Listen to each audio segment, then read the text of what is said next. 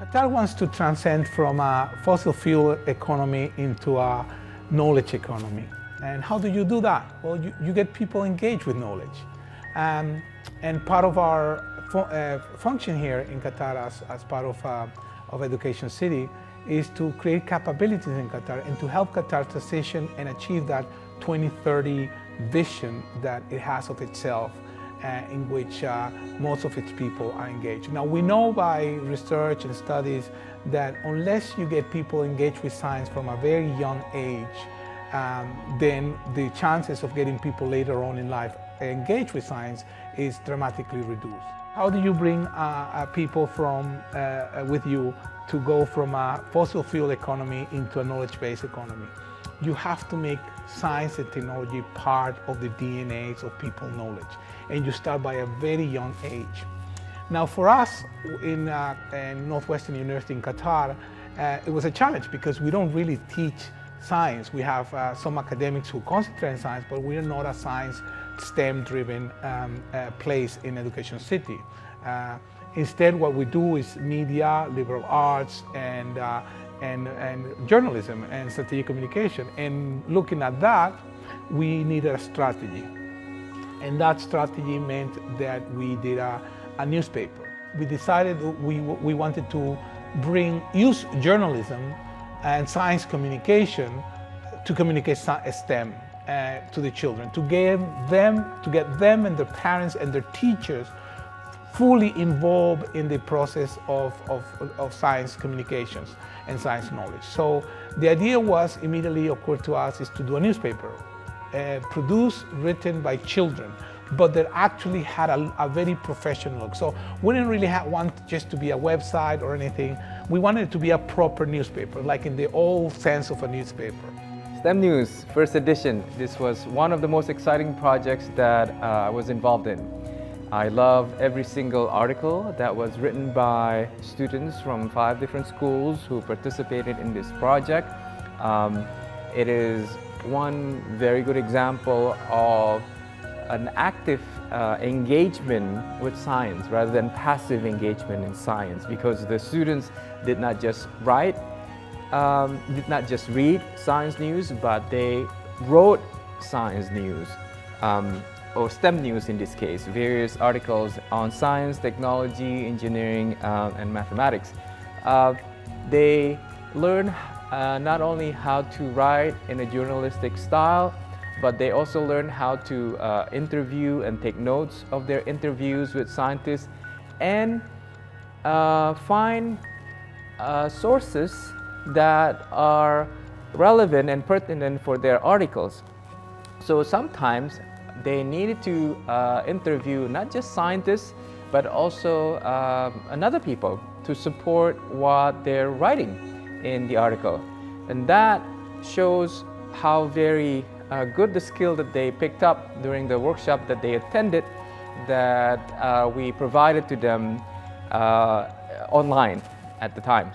So we reached out to several companies, organizations around Qatar, and 2 were very receptive. One, of course, was the Qatar National Research Fund, which is part of Qatar Foundation, and they were immediately on board. And the other one, which also was very enthusiastic from the start, from our first meeting, was Siemens. And Siemens was really keen in supporting us with QNRF. So they provided the resources, the support to do here. And then we engaged with the schools, and we sent several invitations to several schools in Qatar. We were very conscious that we couldn't deal with a big number. We didn't have that many resources at the start, but we reached, and we finally got 5 schools who were wholly committed to this. Overall, this is a really good outreach program that Northwestern University in Qatar has involved in, and we are very happy that we receive wide participation from students. Some 60 students total participated in the online workshop, and a good portion of the students who participated in the workshop wrote drafts about the various STEM news topics that we selected and edited and included in the STEM news article. I highly recommend that anyone who might be interested in reading what this middle school children or young adult have to say to pick up a copy. It's also available online. It was published as a supplement to the Gulf Times on June 20th, 2021. And we hope it will spark interest, not just in STEM topics, but also in writing, in reporting, in investigating STEM areas as well. Hello, my name is Karen Khaddaj. I attend the Lebanese School of Qatar, and last year I participated in the STEM newspaper workshop. I loved the experience. It taught me such incredible things that I didn't know before, of course using the help of the amazing team from the Northwestern University, which is one of the best journalism schools in the world. I learned the most important ways to interview someone and how to compose an article. Hi, my name is Sami Khalifa and I'm from the Lebanese School of Qatar. Last year I participated in the STEM newspaper project and it was a really fun and educational experience. We learned how to ask appropriate questions and steps to write in a newspaper. It was a really fun experience. Hi, my name is Jana Jarrah. I attend the Lebanese School of Qatar and I've participated in the STEM newspaper project held by the Northwestern University.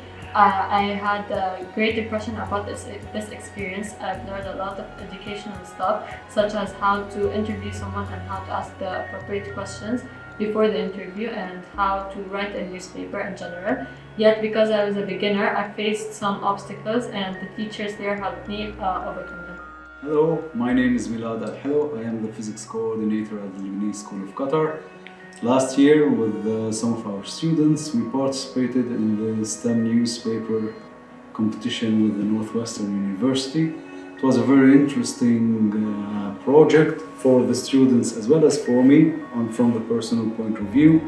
I've never been much into journalism, I'm more into science, so I had a direct insight on the writing of an article, basically, in a journal. With the help of Dr. Jairo and Dr. Anto, they were very helpful with the students. They helped them a lot with how to formulate their questions, how to write how to write the article, basically.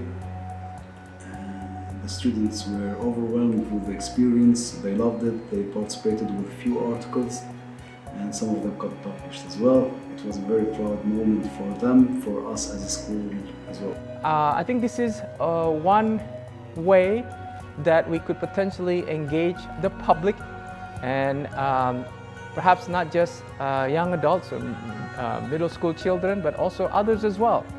Because in writing, researching, and investigating a particular STEM topic, someone would need to know quite a bit about that topic.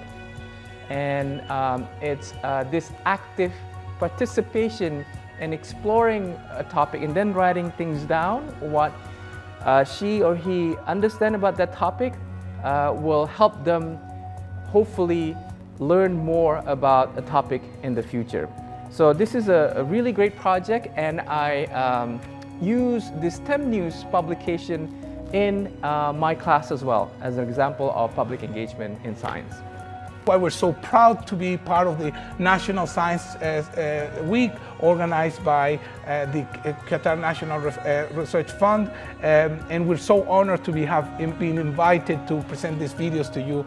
And we hope this is the first of many editions of STEAM News, which is now the first science and technology newspaper media published in Qatar by children in schools in Qatar, for Qataris, for Qatar, for people living in Qatar, and we are very pleased and honored to present this product to you.